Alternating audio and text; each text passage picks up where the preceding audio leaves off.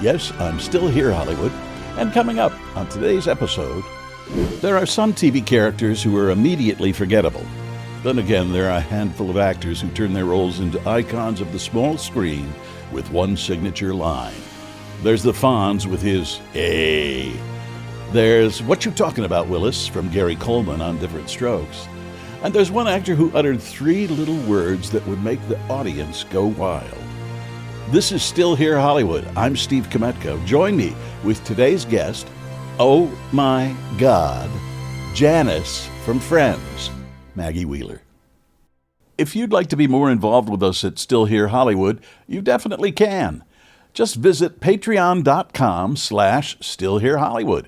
You can support us for as little as $3 a month. You can get our episodes a day before they post anywhere else. You can see what guests will be coming up and submit questions for them.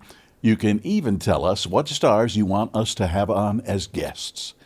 You'll see what goes on before and after the episode, plus exclusive behind-the-scenes info, pics, video, and more. Again, that's patreon.com/stillherehollywood. Hi, Maggie. Nice to meet you. I've been looking forward to doing this interview for some time. First of all, when I looked you up and did some research, one of the very touching things was you did a tribute. You felt, I suppose, compelled to do a tribute to Matthew.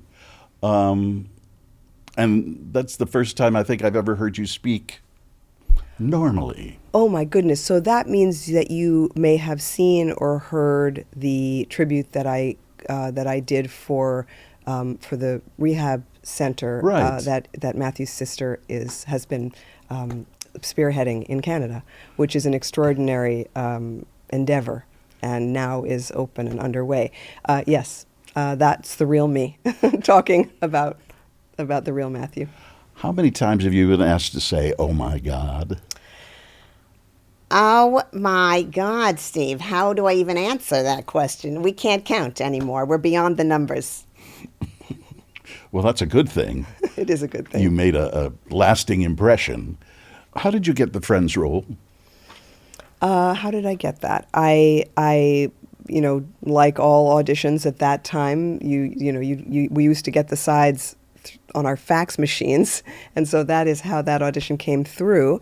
And I just, there were many things that led to that moment, but when I did receive that audition, it was just one scene. It was the scene in the coffee shop where she gives these Bullwinkle socks to Chandler, and I thought it was quite funny on paper, and it said "Fast Talking New Yorker" up at the top, and I thought, yeah, I know exactly who that is, so I'll just go and do that because that seems to be who she is. So that is what I did, and I have a very, very clear memory of that moment. I can't remember most of the auditions that I've done, what it felt like to be in the room. I mean, only the ones that really mattered. But in that case, I really was aware that Marta, and there was one person who wasn't there. So I think it was Marta and David who were there the first time, and then Marta and Kevin, and then David came the next time. But anyway, whatever happened, whoever was there, they sort of leaned back as I began my audition, and in a funny way, and I could see them out of the corner of my eye, and I knew I was not supposed to be paying attention to them, but I could see them, and I saw their body language, and I thought, oh dear,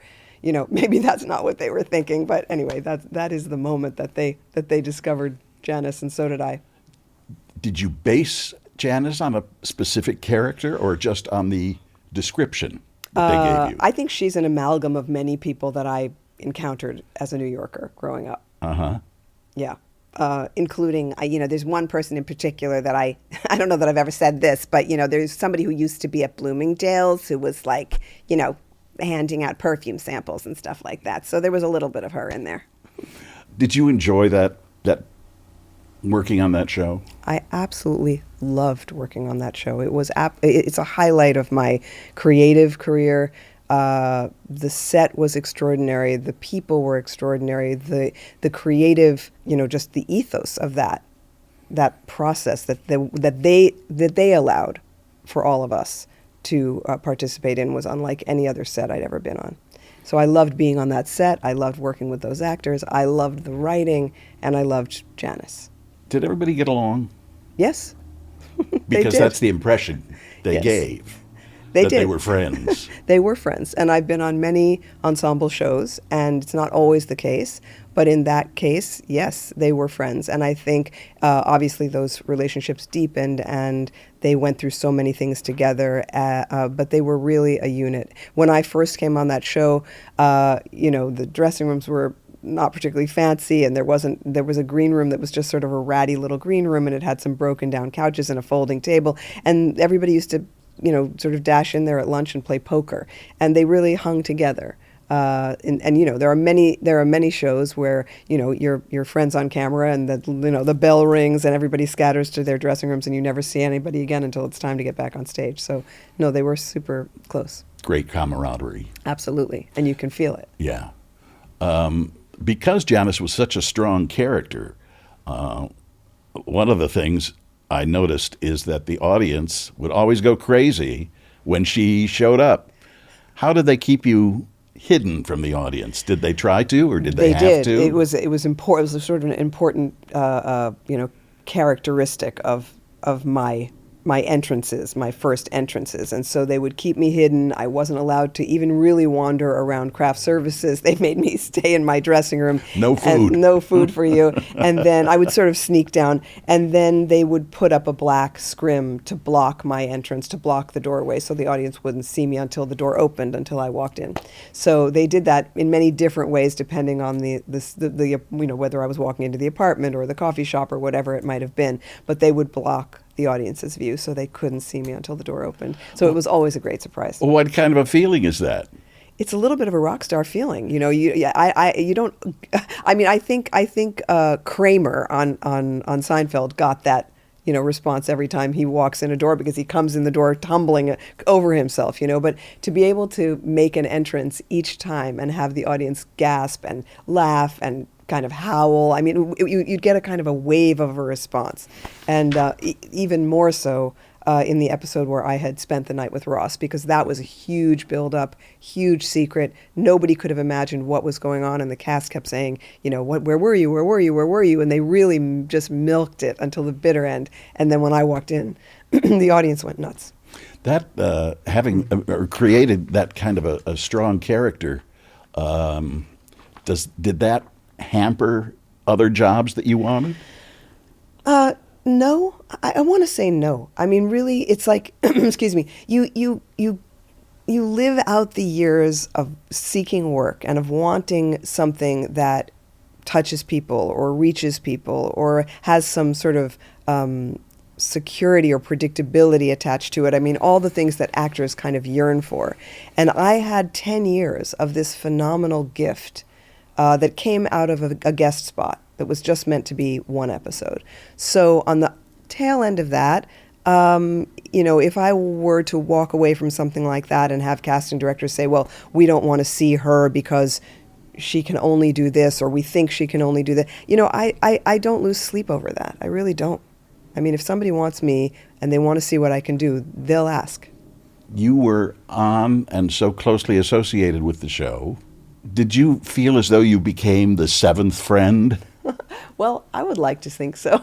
I think people see me as that, and I feel like it's sort of an extraordinary role to be carrying, and in part it's because Janice was so bizarre and so different from the rest, and yet she still somehow managed to continue to get into the party, which I think as an audience member, everybody, people really, really connected with, as we all know, with the characters on Friends so deeply. They projected themselves into that apartment and into every scenario and wanted to be there. And so I feel like Janice, in a way, was this vehicle for people to imagine that they could actually get there. And that was pretty fabulous. Did you watch a lot of television during your formative years? Oh, I did. Did you? I did. I mean, I grew up on Lucy, and Carol Burnett, and Milton Berle, and Gilligan's Island, and The Flying Nun, and Get Smart. I mean, I loved the shows I grew up on. Mary Tyler Moore? Mary Tyler Moore, absolutely. Because in some ways you remind me of Rhoda. Oh, thank you. I loved Rhoda. I saw myself there, and I think she gave me hope. And some people say that to me about seeing Janice on television, that it made them feel like there was a place for them and that they could find their way. That must be gratifying. It's pretty fabulous. Yeah.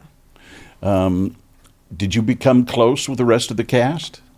Yes, I mean, we all, I felt like family. They felt like family to me. Making this thing together felt like this, beautiful collective endeavor. I knew Jennifer Aniston before I was on that show, and so in a way I had a friend there, which was a lovely way to be introduced, because sometimes, especially in those heady times when things are gaining that level of steam, people become super protective of themselves, and it kind of, the doors shut down, and a guest, this can happen, a lot of people will say this about being a guest on a show, they don't like it because they feel like it's pretty locked down, and they don't, they just have to get there, do their job, get out, and they don't feel welcome. I was there very early, so that was a huge benefit. I think my first episode might be the third or the fourth episode of the show. I don't know. But I was there very early, and I also had someone there who knew me, who we felt very close and cared about each other a lot. So it was pretty great way to be introduced. Would you welcome another opportunity like that? Yes, sure I would. Yeah. It's a dream, isn't it? And you said you were working out here 10 years before that came along? Did I? That sounds about right. I don't know. I mean, I'm very bad with like the timelines and jelly beans in the jar. But, I don't know how many years.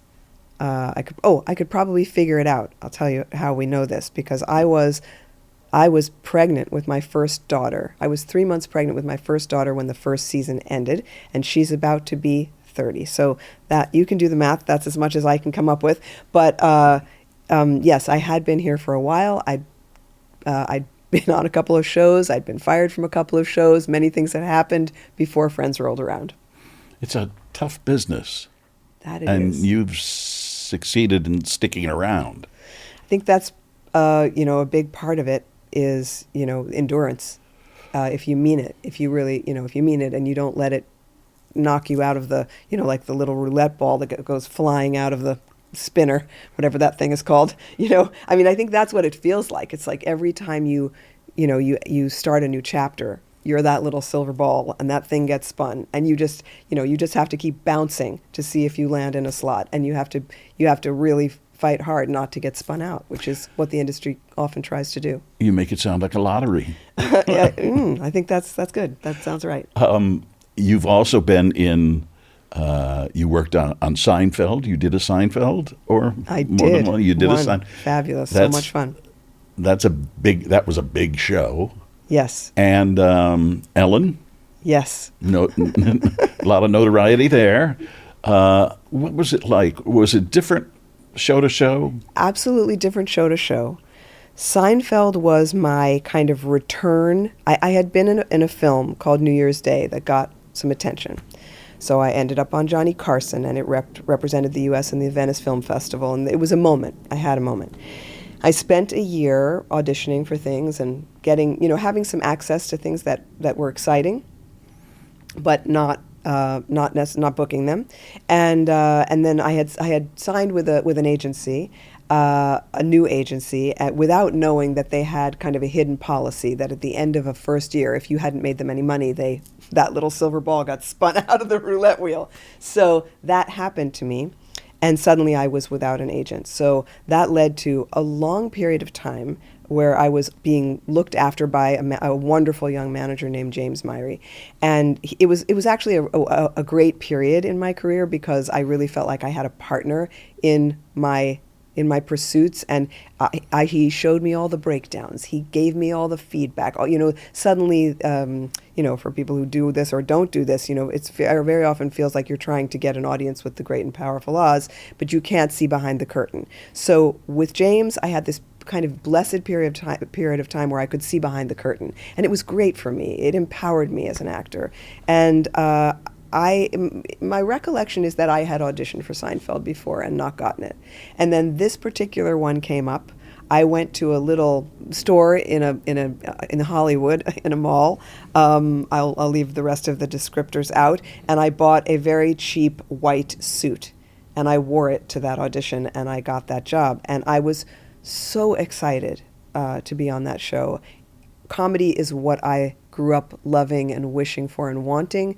I also wanted to be taken seriously as an actor. So in that year after that my movie came out, I was focusing on drama a little bit more than comedy. But here I was. I landed in in comedy royalty, juggernaut, and I had the best time. And then many years later, when I was on Curb Your Enthusiasm, I was sitting in the makeup trailer, and Larry David came in to get done, and he was sitting next to me, and he just mumbled to me, and he said, "Top 5." And I said, "I'm sorry, what?" And he said, "Top 5." And I just didn't know what the hell he was talking about. Anyway, apparently, at least he considers that episode of Seinfeld to be in the top 5, or some other people consider it to be in the top 5. So that was something that I learned sort of many years later. It made me very happy. Have you been spoiled? By the shows I've been on? Yes, without a doubt. It's nice having an agent or a representative who is that supportive. I had an agent who told me that 20 years ago, "You've passed your sell-by date." Oh. Which is really nice. So nice. And I've been told those things too. Oh, I yeah? had an agent who said, when I got married, he said, "I hope you're not planning to get pregnant," because I could see a pregnant actress 3 miles away, and crazy stuff. I'm like, okay, thanks. But then, this business is full of stuff like that. You just have to. How do you deal with it? I don't know. You just keep on trucking. I think how you deal with it is you create a good life.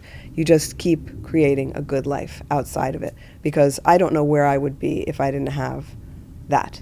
And I have always had that, and I've always done that.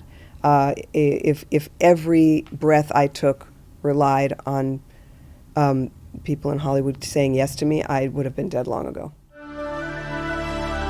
And we'll be right back. What would you have done if you hadn't become an actress? I have no idea. No, I love being an actor, but I also do a lot of other things, and I lead song. I lead large groups of people in kind of group singing where everyone is welcome. I led a choir here for 18 years that was a non-auditioned community choir, intergenerational choir, with ages 2 to 80, and that's something that's incredibly meaningful to me, and I can do it without asking permission. It's my work, and I think that was key, that I had work that I could carry with me into any room that didn't involve this epic game of Mother May I, because that is what this industry is. You don't get to do it unless somebody says yes. And there's lots of people who have to say yes, and lots of people who get to say no along the way before you get one, in one door. Especially when you're working with a network. Mm-hmm. There's so many people. There's a pecking order, definitely a pecking order. Did you know at the beginning of each season how many times you'd be appearing? I never knew, and I never knew if I'd be back.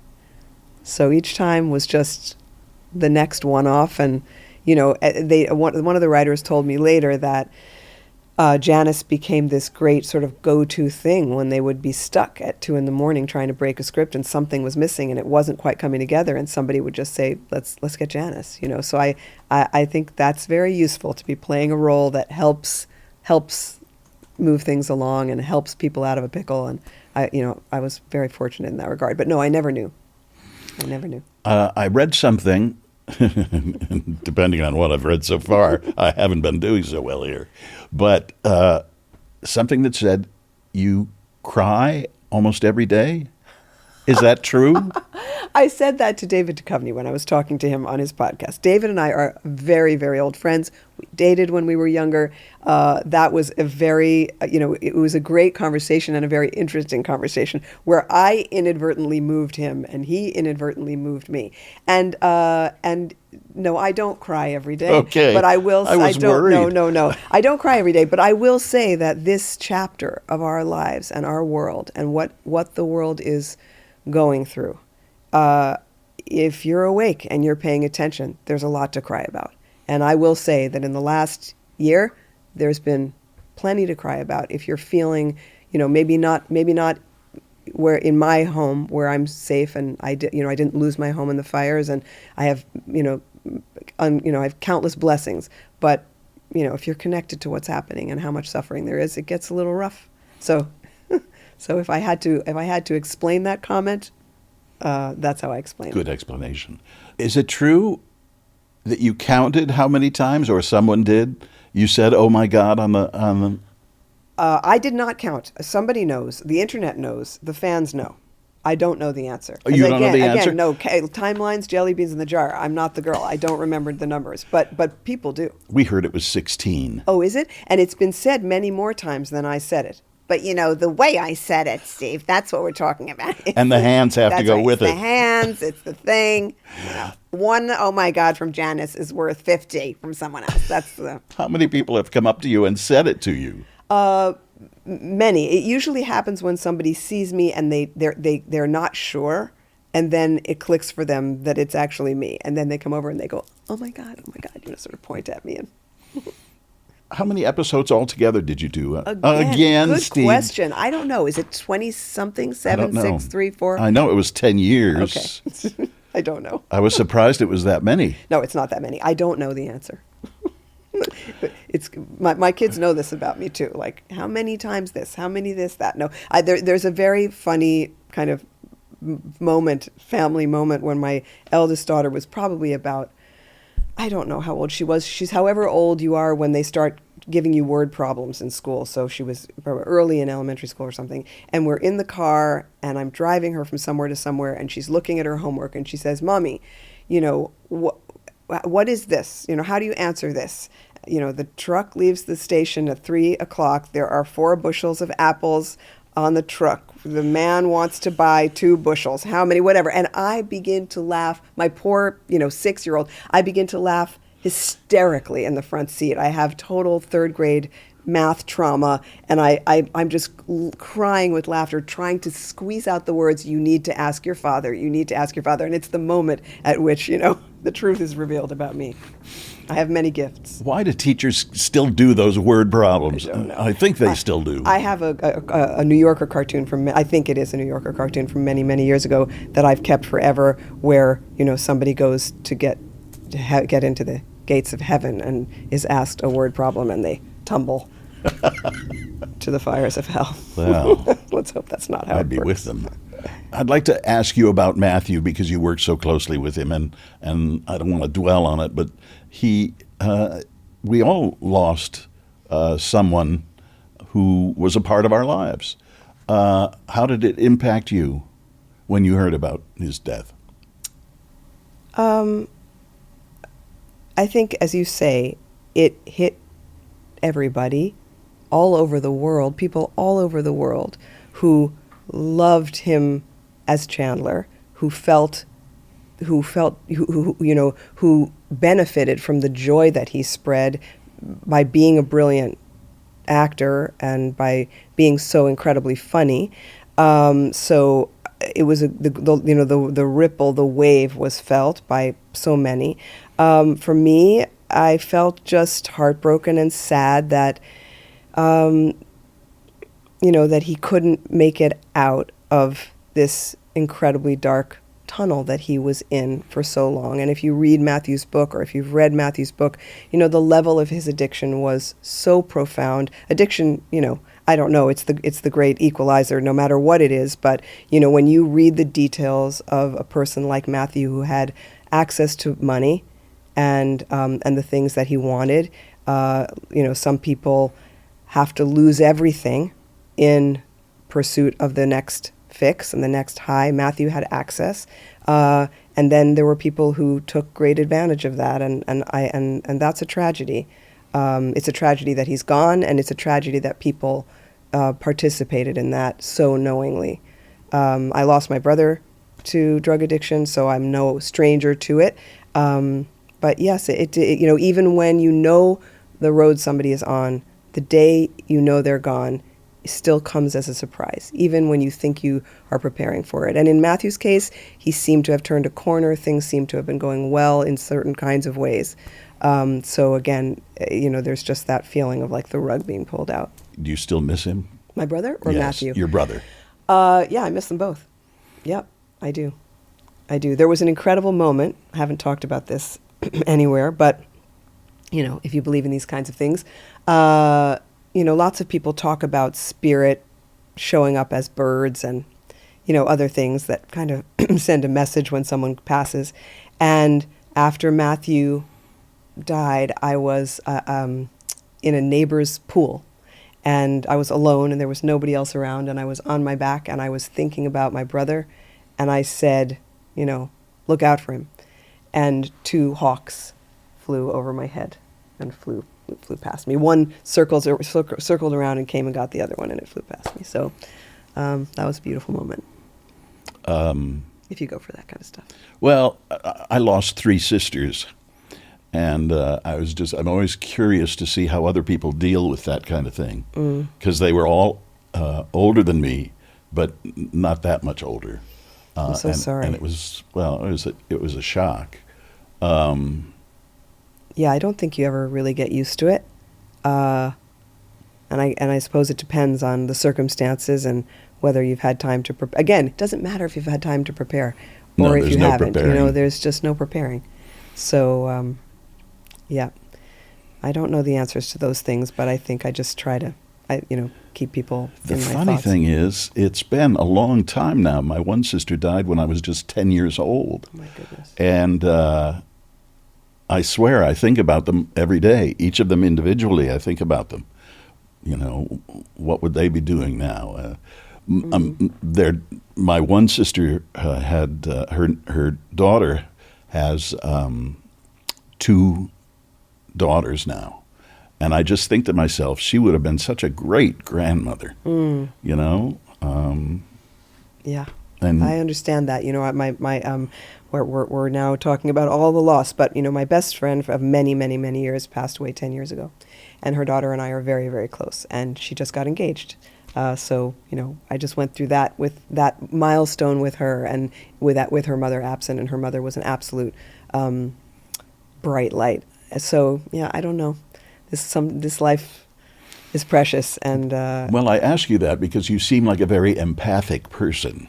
That your emotions are close to the surface. That they are. Are they? They are.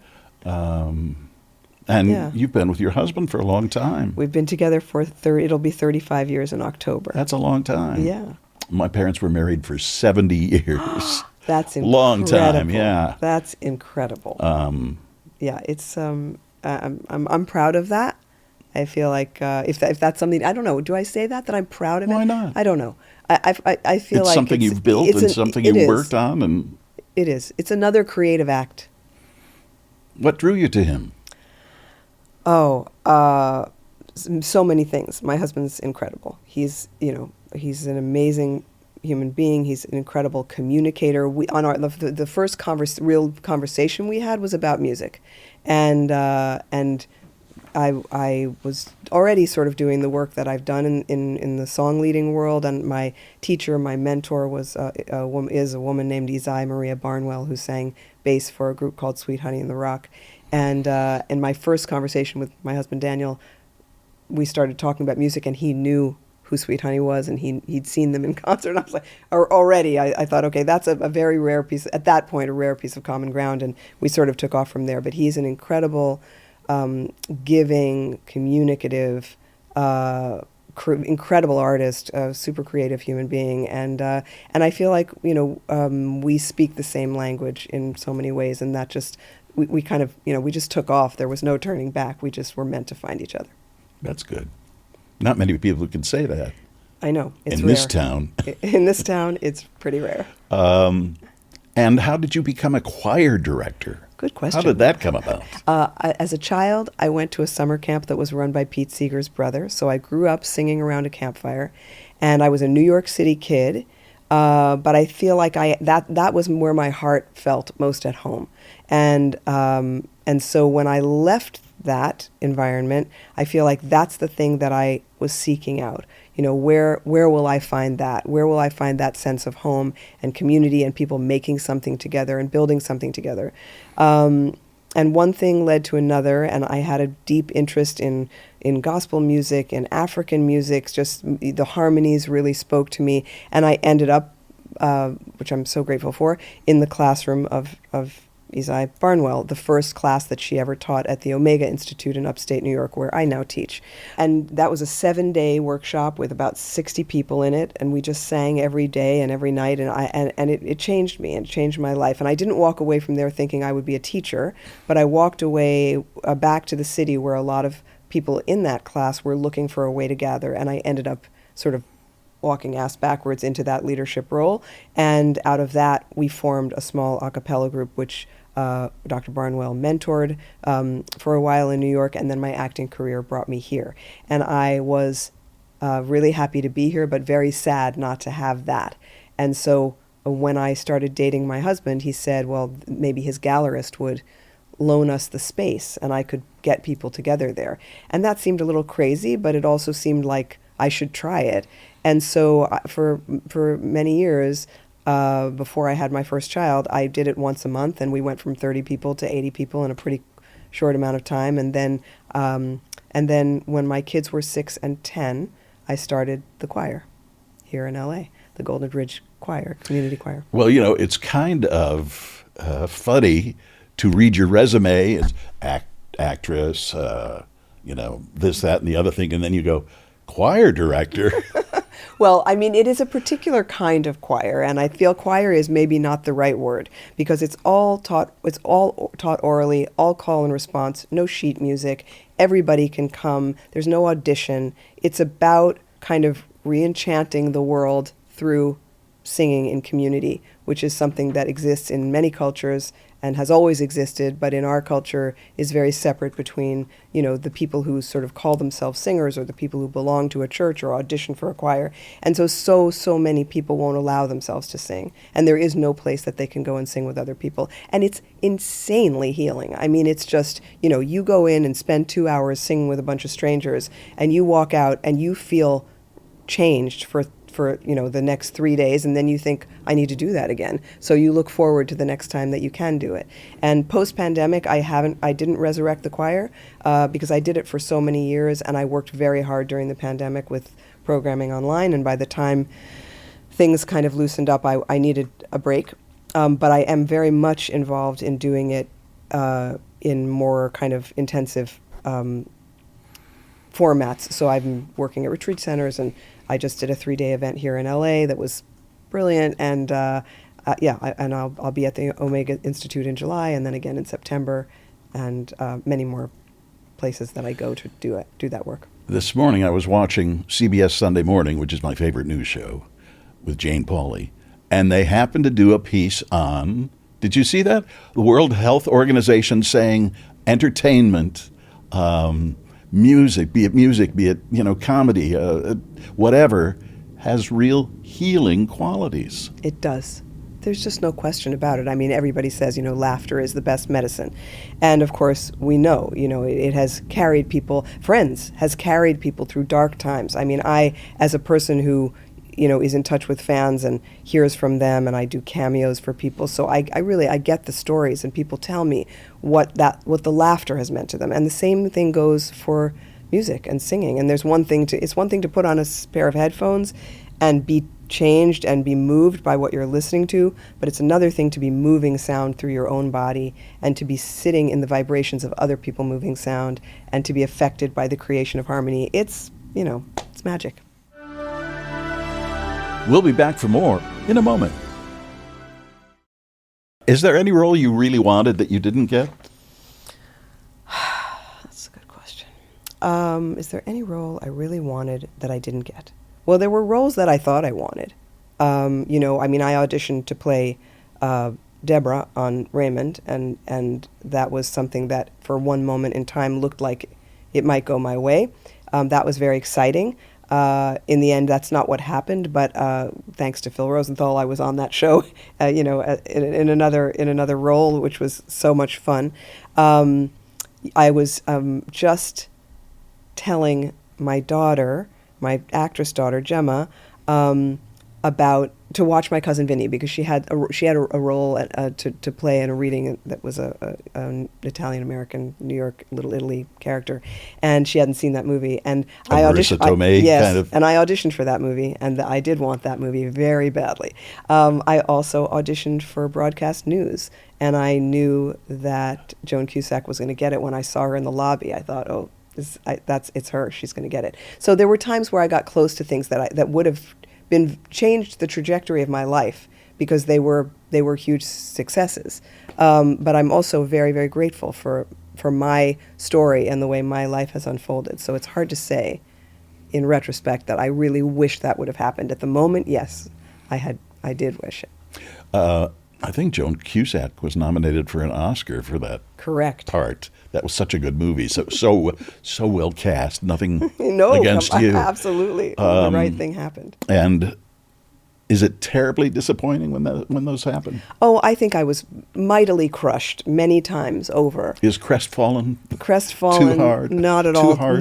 No, because I think as an actor, if you get close, and I got close many times to many things that didn't go my way, and that's part of the job description. I mean, you have to be a Super Bowl. You just have to be able to bounce back and do it again, and sometimes it's really challenging to do that, because you end up going into these sort of question spirals about why didn't this happen, and what is it about me, all that crazy bullshit. So it doesn't help, but it does happen. So have you explained that to Gemma, your actress daughter, or did she see it firsthand? I think she saw it firsthand. I think she knows what she's up against. Have you had conversations, though, with her about... Definitely. Absolutely. And we'll have more. Do you read scripts with her? Yeah, if she asks me. Yeah. Well, that's pretty neat. Yeah, it's fun. We went through a rough year here with the strikes and all. How did that affect you? It affected me because the industry was hurting so deeply, and so many people in every role across the spectrum were struggling and in need of work. But my acting career, although I just shot 2 short films that I'm really excited about, and I'll tell you about them. They're really fun. But at that particular moment in time, it wasn't like my career came to a screeching halt because of the strike. So just in the way that it affected everybody, it affected me, but not in that kind of, I had friends who were in the middle of shooting shows and in the middle of shooting movies, and who really felt that. It just shut down. Everything shut down.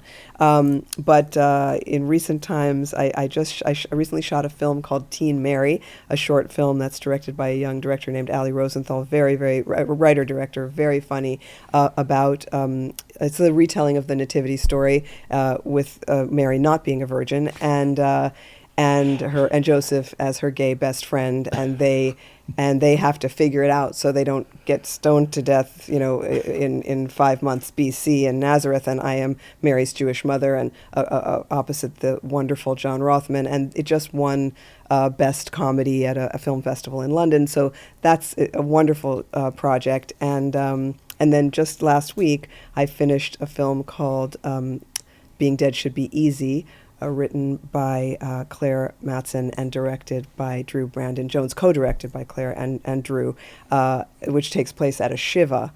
And my daughter, played by Olivia Macklin, another Chicago actress, wonderful, is just falling apart because she finds out that there's no room in the family mausoleum for her, and that all these people at the Shiva have already planned for their death, and that she's just being spun out. So she's having a crisis of life and death.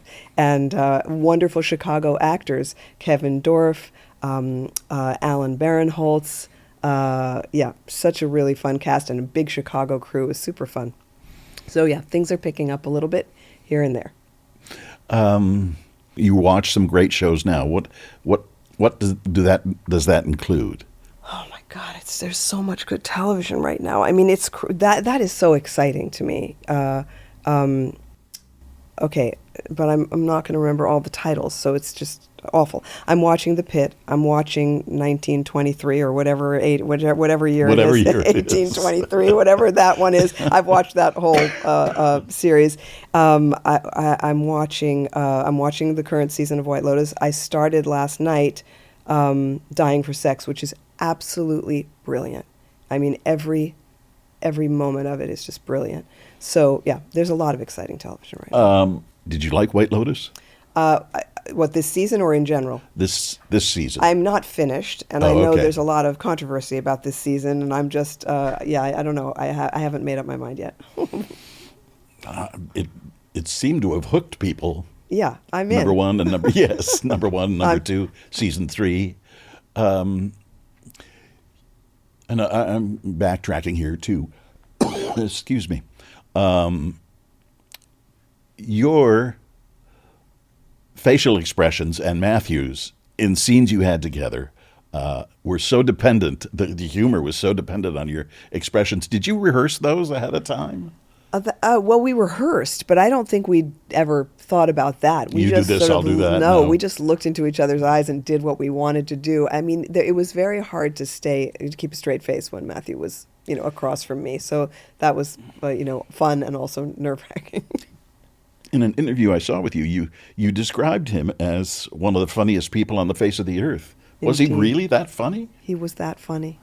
He was that funny. I mean, he just, he had such a unique sense of timing and his, his physical comedy, his intonation, his cadence, his, he was just always on fire. He loved the work, and he was always creating, all the way through. And, there's stories, and people obviously have seen it, and there, what happens when you're working on a set like that where people are rewriting jokes and everybody's huddling around, Video Village and coming up with new ideas. And Matthew was frequently over there pitching great ideas. And that was another thing about that show, was that there was room for that. And, there's nothing more exciting as an actor to know that if you have a good idea, that there's room for it to be heard. Are all sitcoms like that? No. No. I used to joke, and I maybe I've already said it. I don't know if I have, but and maybe I shouldn't. But on the first season of Ellen, there was very little room for that kind of thing. And I used to privately joke to my friends and family that they should change my name in the credits to Clay Pigeon, because, it's like a skeet, just shoot it out of the air. Excuse me, can I? So, yeah, it's not always like that. Were you around when they discussed the gay storyline and whether or not she should come out, or no? No, I was long gone. Okay. Because I was curious about how that worked. Well, I mean, in the first season of the show, I mean, they knew Ellen was gay, but the whole trajectory of the show was just dating, boys, girls, and it got a little heavy-handed, just trying to cover for what might have been revealed behind the scenes. So, but I was gone by the time they changed history. Damn, I was looking for juicy gossip. Sorry, I don't have it. I always was surprised. I went to see right across the street here several episodes of Will and Grace. And it always amazed me, because you sit through what seems like one whole episode, and then they come back and they're changing things. And I don't know how, very talented cast, I guess, how you would remember and not automatically, be triggered to say the line you were going to say. I think it happens, and then, they have to do it again. But I also think when your adrenaline's running that high, your neuroplasticity is available to you, because the pressure's on. Not anymore. Yeah. But, the time clock is running, the audience is there. So sometimes, the brain will just open up and allow that. And then don't ask later what the joke was, because that'll be gone. We'll be right back.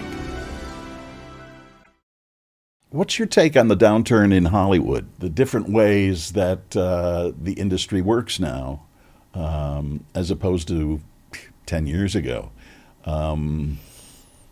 That's a little too broad for me to know how to answer, except to say that having a daughter who's coming up in the business, who's who's here at a very different time, I often think about what it was like when I was her age, and all the meetings I went on, and all the people I met, and all the general meetings, and all of the kind of seeds that were planted in by having relationships, by creating relationships, even if it was just a meeting for 15 minutes or 10 minutes, that I got to look in someone's eyes and they got to look in mine. And I feel like that is a great loss. And I get, I get emails from SAG, and yesterday I happened to click on something. This is probably controversial, but anyway, yesterday I happened to click on this video that came in the current email about the 5 new things that are, that have been enacted for self-tapes, of what you can do and what you can't do, and what you will do and what you shouldn't do, and all the rest. And somewhere in the midst of that, there was a mention of the fact that you could request an in-person meeting, which was news to me. I don't know where that came from. But anyway, you could request an in-person meeting, but you had to do it very quickly because there were only limited spots available. So suddenly it's like trying to get, suddenly it's like whether or not your carry-on bag is going to get on the airplane. If to add that to the stress of trying to audition for something that you have to figure out how to, it's the lottery of whether or not you can meet a person. Anyway, don't get me started. I don't think it's good. I think there are pluses to it. I think as an actor, if you're home and you're self-taping, you can do it as many times as you want until you get the take you want, and that, of course, is a lot of control for an artist. Unlike going into a room and being overtaken by your nerves or feeling like you didn't do as well as you should have or you would have or you could have. But also, you're in the room, and somebody can say, if they are interested in you in any way, they can say, could you do that again, and could you this or that. And so I feel like that's a disadvantage for people coming in the industry. I saw that same email. Did you? But this is curious. crazy. I'm going to click on that and say, they can't ask you to do more than 12 pages. Well, 12 pages is a lot. Something else I saw you described as a workshop facilitator. I am a workshop facilitator. I'm a vocal workshop facilitator. That is what I do. So my vocal workshop is called, I have 2. One is called Singing in the Stream. I teach that every July at the Omega Institute, and Songs of Sustenance, which is another one that I'll be doing in the Bahamas next December at the Shivananda Yoga Ashram. And I also have been helping to produce these gatherings. I did the first LA Song Fest about 10 years ago. I just did the second one here. I did one in Ojai this year. I'll be doing one at the Omega Institute in September. And those are very exciting because I put together 5 really, really gifted, incredible song leaders, and people come and you just get fed and you learn so much. It's a spectacular And it thing. helps your neuroplasticity. It does help your neuroplasticity quite a lot. In fact, my friend Ale Blakely, who's doing incredible work in the song leading world, and she'll be with me in September at Omega, has a song called the Neuroplasticity Song. So, yep. Just don't ask me to spell it. It's real, yeah. You've done a lot of voice work. Yes. When did you discover that you could do these voices? Oh my goodness. That I discovered as a child. That was my great joy as a child, was entertaining my family and imitating people. And so I was really, really thrilled. What some people do or don't know about me is that when I was about 24 or 5, I want to say, I was cast in a show called The New Show that Lorne Michaels directed. He stepped away from Saturday Night Live for a year, and he created a primetime sketch comedy show, during which I got to work with the most incredible people, from Kevin Kline to Raul Julia and Gilda and Catherine O'Hara and Dave. The most incredible people. Everybody, all his friends. Name dropper. And it was wild. I was young, and I was just pinching myself, like, how did I get here? Anyway, I stepped away. When that ended, I came out here. That's when I first came out here in a serious way, and I stayed for a year.